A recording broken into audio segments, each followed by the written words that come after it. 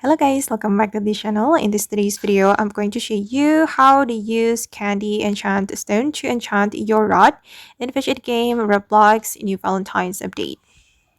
Okay, let's get into it guys. First, of course, you need to get the Candy Enchant Stone from fishing at the Heartfelt Island, and I got one. And then if you want to use this item, you need to go to the Valentine's Cave. And if you still don't know how to find it, you can watch my previous video. Okay, and this is the Valentine's Cave. You're going to enter it and you're going to enchant your rod here. Okay, I'm going to go to the enchant location, the altar. All right, and you're going to place your enchant stone.